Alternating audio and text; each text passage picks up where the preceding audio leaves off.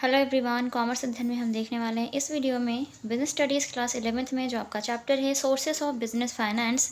अगर हम बात करें बिजनेस फाइनेंस की मीनिंग, डेफिनेशन, उसके नेचर की, तो उस पर वीडियो बन चुका है। उस वीडियो का लिंक यहाँ आई बटन पर मिल जाएगा, तो यहाँ से जाकर देख सकते हैं। साथ ही साथ बिजनेस स्टडीज़ के जितने भी इंपॉर्टेंट चैप्टर्स हैं उनके वीडियोज़ भी चैनल पर अवेलेबल है। तो बिजनेस स्टडीज़ क्लास 11th की जो प्लेलिस्ट है उसको आप एक बार चेकआउट ज़रूर कर लीजिएगा। इस वीडियो में हम देखेंगे फाइनेंशियल रिक्वायरमेंट्स क्या होती हैं, कितने टाइप्स की होती हैं, और उन जो फाइनेंशियल रिक्वायरमेंट्स हैं कहाँ पर किसकी कितनी नीड होगी, इसकी भी इसी वीडियो में हम बात करेंगे। तो हर एक पॉइंट को अच्छे से समझने के लिए वीडियो के साथ एंड तक बने रहिएगा, आपको हर एक पॉइंट अच्छे से क्लियर हो जाएगा। अगर हम बात करें फाइनेंशियल रिक्वायरमेंट की बच्चा, तो दो टाइप की फाइनेंशियल रिक्वायरमेंट होती है। एक बिजनेस ऑर्गेनाइजेशन को, ठीक है, जहाँ से उसको बिजनेस करने के लिए फाइनेंस अवेलेबल हो पाता है, ठीक है। तो फर्स्ट सोर्स जो है वो है आपका फिक्स्ड कैपिटल रिक्वायरमेंट्स। और फिक्स्ड कैपिटल रिक्वायरमेंट्स क्या होती है अभी इसको हम डिटेल में समझेंगे। वर्किंग कैपिटल रिक्वायरमेंट्स दो होती हैं, एक होती है फिक्स्ड कैपिटल, एक होती है वर्किंग कैपिटल। अब फिक्स्ड कैपिटल क्या होती है वो देख लेते हैं, और किन सोर्सेज से हम फिक्स्ड कैपिटल के लिए फंड को कलेक्ट करते हैं, ठीक है। So fixed capital denotes that portion of capital that is invested in fixed assets such as land and building, plant and machinery, tools, furniture, etc. देखिए बच्चा, फिक्स्ड कैपिटल का वो पोर्शन है या वो पार्ट है या वो उस अमाउंट को डिनोट करता है जो कि कहाँ पर इन्वेस्ट होता है, फिक्स्ड एसेट्स में इन्वेस्ट होता है। फिक्स्ड एसेट्स दैट मीन्स ऐसी एसेट्स जो आप एक बार परचेस करते हैं या फिर जिनका लाइफ टाइम ज़्यादा होता है। फिक्स्ड एसेट दैट मीन्स ऐसी एसेट्स जो जिनकी लाइफ टाइम 1 साल से ज़्यादा होती है, ठीक है। मीन्स जिसे आप बार बार सेल परचेस नहीं कर सकते। लाइक जैसे बिल्डिंग है, आप बिल्डिंग बार बार तो नहीं बनवाते, एक बार बनवाते हैं, उसकी लाइफ टाइम 25 साल 50 साल भी होती है, ठीक है। कोई प्लांट या मशीनरी लगा रहे हैं तो उसकी लाइफ टाइम 5 साल 10 साल होती है। फर्नीचर लेते हैं तो एटलीस्ट 5 साल तो आप उसको यूज़ करते ही हैं, या 2 साल तो यूज़ करते ही, है ना। मीन्स ऐसी एसेट्स फिक्स्ड एसेट्स वो होती हैं जिनके लाइफ टाइम जो होती है वो 1 साल से, दैट मीन्स कि 12 मंथ से ज़्यादा होती है। और जब इन एसेट्स में पैसे को इन्वेस्ट किया जाता है तो हम उसको बोलते हैं कि जो अमाउंट यूज़ हुआ है वो कैपिटल अमाउंट यूज़ हुआ है। तो फिक्स्ड कैपिटल किसको डिनोट करती है, कैपिटल के उस पोर्शन को डिनोट करती है जो कहाँ पर इन्वेस्ट होता है, फिक्स एसेट्स में इन्वेस्ट होता है। जैसे लैंड, आप ज़मीन बार बार नहीं खरीदते, बिल्डिंग बार बार नहीं बनवाते, प्लांट बार बार नहीं खरीदते। कोई मशीनरी अगर लगवानी है बिजनेस पर्पस से तो आप एक बार लगवाते हो, वो 10 साल या 5 साल तक काम करती है, ठीक है। फर्नीचर, टूल्स, ये सब कभी कभी लेते हैं, okay. So fixed capital is required for acquisition of fixed assets. Acquisition का मतलब होता है अधिग्रहण करना, उसको एक्वायर करना या फिर उसको परचेस करना। तो फिक्स्ड एसेट्स को परचेस करने के लिए फिक्स्ड कैपिटल अमाउंट की रिक्वायरमेंट होती है बच्चे, ठीक है। समझ गए आप, ओके। आपको लैंड चाहिए, आपको बिल्डिंग बनवाना, आपको प्लांट, मशीनरी, फर्नीचर, ये सारी चीज़ें रखनी हैं बिजनेस के लिए। तो वहाँ पर जो पैसे आप लगाएंगे उसको ख़रीदने के लिए, तो वहाँ पर जो अमाउंट यूज़ होगा तो हम कहेंगे कि जो अमाउंट यूज़ हुआ है वो क्या है, फिक्स्ड कैपिटल अमाउंट है बच्चे, okay. Assets that are to be used repeatedly over a long period of time. हम सबको पता है ऐसी कौन सी एसेट्स जिसको आप बार बार यूज़ करते हैं अपने बिजनेस में और रिपीटेडली यूज़ करते हैं, लॉन्ग टाइम तक यूज़ करते हैं। जैसे फर्नीचर आपने एक बार ले लिया तो साल 2 साल 3 साल चलता ही है, यूज़ होता है। कोई मशीनरी लगाई है तो आप उसका यूज़ करते ही करते हैं 2-3 साल 5 साल 10 साल, है ना। तो ये चीज़ें हैं और आपको ये चीज़ें याद रखनी चाहिए। चलिए नेक्स्ट देखते हैं क्या है। The following factors determine the fixed capital requirement of a company. अब ऐसे कौन कौन से फैक्टर्स हैं जो कि कैपिटल जो फिक्स कैपिटल है उसकी रिक्वायरमेंट को डिटरमिन करने में हेल्पफुल होते हैं, तो वो देख लेते हैं। सो नेचर ऑफ बिजनेस, सबसे पहले तो ये पता होना चाहिए ना कि किस टाइप का नेचर है, किस टाइप के नेचर का बिजनेस आप कर रहे हैं और उस बिजनेस में कितना कैपिटल अमाउंट लगेगा, और फिर ये डिसाइड करना कि कितना फिक्स्ड कैपिटल अमाउंट लगेगा जो कि आप क्या कर सकें, फिक्स्ड एसेट्स को एक्वायर करने में उसको यूज़ कर सके, ठीक है, उसके एक्विजिशन में यूज़ कर सके। Scale of operation of business, scale का बात करें तो स्केल का यहाँ पर नेचर ऑफ बिजनेस किस टाइप का है। लाइक गारमेंट्स का बिजनेस आप कर रहे हैं, स्टेशनरी का बिजनेस आप कर रहे हैं, है ना, डिपेंड करता है। Scale of operation of business की बात करें, स्केल की जैसे होता है ना, लार्ज स्केल होता है, एक स्मॉल स्केल होता है। मीन्स उसका जो काम करने का तरीका है, क्या वो बड़े लेवल पे है, क्या वो छोटे लेवल पे काम कर रहे हैं, ये ध्यान रखना बहुत बड़ा इंपॉर्टेंट रोल प्ले करता है। तो अगर लार्ज स्केल बिजनेस है तो आपको वहाँ पर ज़्यादा कैपिटल अमाउंट चाहिए होगा, स्मॉल स्केल बिजनेस है तो थोड़े से कैपिटल अमाउंट में आपका काम हो जाएगा। Type of manufacturing process, manufacturing, क्या आप प्रोड्यूसर हैं, क्या आप चीज़ों को मैन्युफैक्चर करते हैं, प्रोडक्ट को बनाते हैं, है ना। तो अगर आप मैन्युफैक्चरर हैं तो वहाँ पर टाइप ऑफ मैन्युफैक्चरिंग कैसी है, किस प्रोसेस को आप फॉलो कर रहे हैं, ठीक है। तो उस पर भी डिपेंड करेगा कि कितना कैपिटल अमाउंट आपको चाहिए होगा, क्योंकि वो जब प्रोसेस होते हैं तो उसके लिए डिफरेंट टाइप की मशीनरी यूज़ होती है, प्लांट यूज़ होते हैं, तो ये चीज़ें ध्यान रखना होगा। फैक्ट्री एरिया डिपेंड करता है कि कितना होना चाहिए, क्योंकि जब आप चीज़ों को बनाते हैं ना, मैन्युफैक्चर करते हैं, तो एक एरिया चाहिए और बहुत बड़ा स्पेस चाहिए होता है जहाँ पे आप अपनी उस मशीनरी प्लांट को यूज़ करते हुए अपने प्रोडक्ट को बना सकें, ठीक है। डिग्री ऑफ ऑटोमेशन की बात करें तो जो भी आपकी बिज़नेस करने का जो डिग्री है, ठीक है, वो कितना है, ये सारी चीज़ें कितने बड़े एरिया में फैला हुआ है। फिर है mode of acquisition of fixed assets. अब क्या मोड आप यूज़ करेंगे फिक्स्ड एसेट्स को के एक्विजिशन में, मीन्स एक्वायर करने में, किस मोड का आप यूज़ करना चाहते हैं।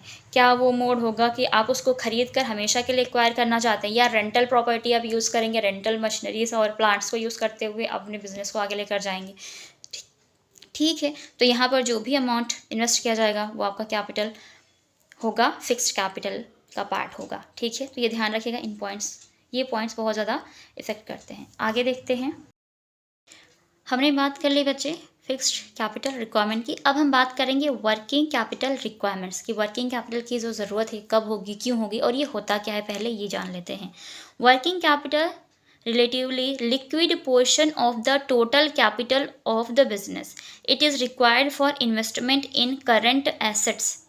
देखिए बच्चा, वर्किंग का मतलब ही होता है, वर्क से समझ जाइए, जो डेली बेसिस पे काम होंगे, जो भी वर्क होंगे, उन वर्क को कंप्लीट करने में जो भी पैसे इन्वेस्ट किए जाएंगे या खर्च किए जाएंगे, तो उन खर्चों के लिए जो भी आप अमाउंट यूज़ करेंगे ना, तो आप कहेंगे कि यहाँ पर वर्किंग कैपिटल यूज़ हो रही है। उन खर्चों को पूरा करने के लिए, उन खर्चों का पेमेंट करने के लिए जो पैसा हम इस्तेमाल कर रहे हैं वो किसका पार्ट है, वो वर्किंग कैपिटल का पार्ट है। समझ गए। डेली बेसिस पे, डेली बेसिस मान लीजिए आप मशीन की रिपेयरिंग करवा रहे हैं, आप अपने वर्कर्स को वेजेस दे रहे हैं, आप अपने एम्प्लॉयज़ को सैलरीज पे कर रहे हैं, रेंट दे रहे हैं उस जगह का या उस पर्टिकुलर प्लांट का, है ना। ये सारी चीज़ें क्या हो जाएंगी, वर्किंग कैपिटल का पार्ट हो जाएंगी। जो डेली बेसिस पे वर्क हो रहा है उसको उसका पेमेंट करने के लिए आप यूज़ करते हैं उस अमाउंट का, ठीक है। मीन्स टोटल कैपिटल अमाउंट का वो पोर्शन, वो लिक्विड पोर्शन, लिक्विड का क्या मतलब होता है, साइंस में आप समझते होंगे लिक्विड मीन्स क्या, लाइक वाटर, लाइक मिल्क, नहीं। यहाँ पर लिक्विड का मतलब है बच्चा कि वो अमाउंट जिसे जब आपको ज़रूरत पड़ी तब आपने क्या किया, यूज़ कर लिया, उस पैसे को तुरंत यूज़ कर लिया। जैसे मान लो अभी अभी अगर मुझे एक बुक परचेज़ करनी है 1000 रुपये की, तो मेरे पास जो भी कैपिटल अमाउंट है मैं उसी में से निकाल करके 1000 रुपये की बुक तुरंत ले सकती हूँ। तो ये लिक्विड पोर्शन ऑफ कैपिटल है। क्यों? क्योंकि जब मुझे नीड हुई तभी मैंने उसको निकाल कर यूज़ कर लिया। तो लिक्विड का यहाँ पर मतलब है, जैसे वाटर होता है कि आप वाटर को गिरा दे तो उसको जिधर जाना होता है वो उधर चला जाता है। तो वैसे ही जैसे ही आपको रिक्वायरमेंट हो कि हाँ मुझे पैसे चाहिए, खर्च करना है, आपको तुरंत ही पैसे मिल जाते हैं। तो वो होता है liquid form of portion of the total capital, ठीक है बच्चा।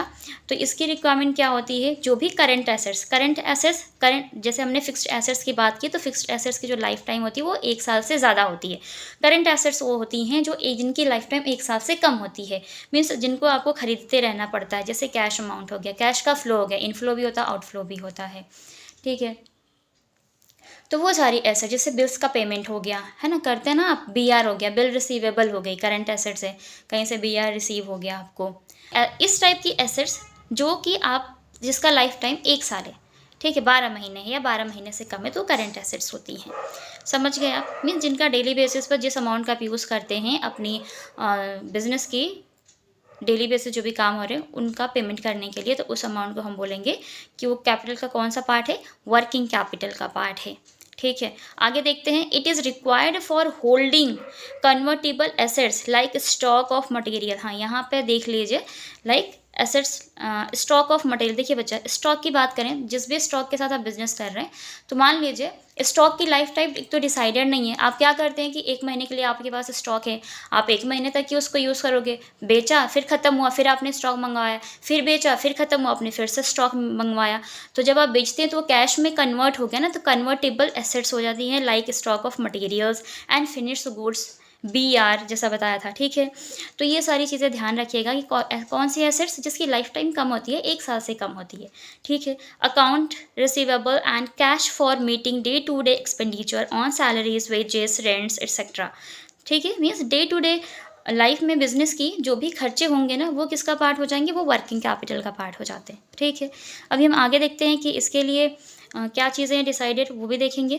Working capital is also called circulating capital और रिवॉल्विंग कैपिटल। देखिए बच्चा, वर्किंग कैपिटल को सर्कुलेटिंग कैपिटल और रिवॉल्विंग कैपिटल इसलिए कहा गया है क्योंकि ये सर्कुलेट होती रहती है। ये नहीं कि हमने कैपिटल अमाउंट को रख लिया है तो वो रखा ही हुआ है, या एक बार हमने इन्वेस्ट कर दिया है। फिक्स्ड कैपिटल में क्या होता है, आप एक बार इन्वेस्ट करते हैं और वो 2 साल, 3 साल, 5 साल, 10 साल, 50 साल के लिए फुर्सत हो जाती है। लेकिन वर्किंग कैपिटल क्या होता है, सर्कुलर मोशन में वर्क करती है।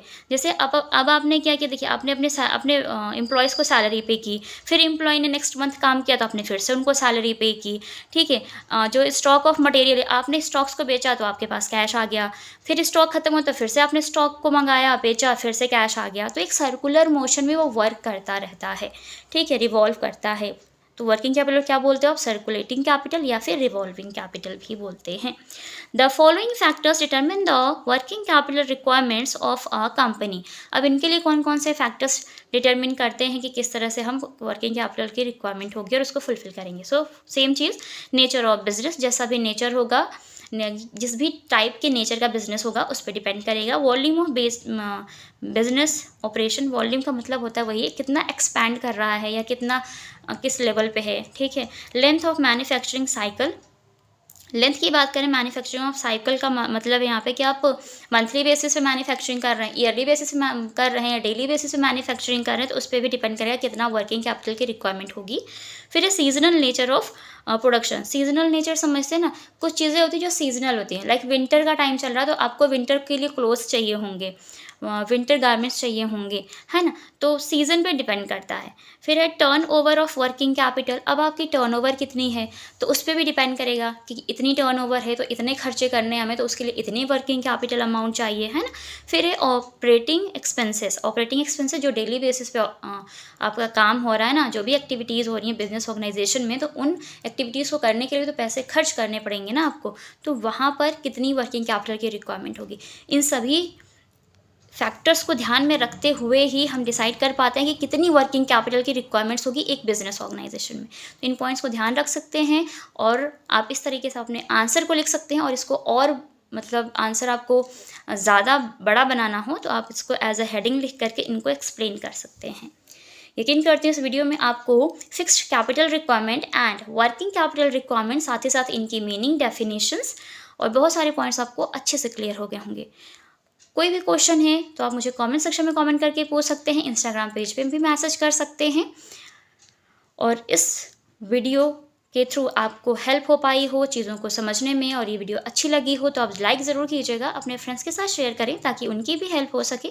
चैनल पे आप हमारे नए विजिटर हैं, चैनल को सब्सक्राइब कर लें, साथ ही साथ बेल आइकन को प्रेस कर लें ताकि आने वाली वीडियोज़ की नोटिफिकेशन आपको बिल्कुल टाइम पर मिलती रहे। सो आज की वीडियो में इतना ही, मिलते हैं नेक्स्ट वीडियो में, तब तक के लिए take care and thank you so much for watching this video.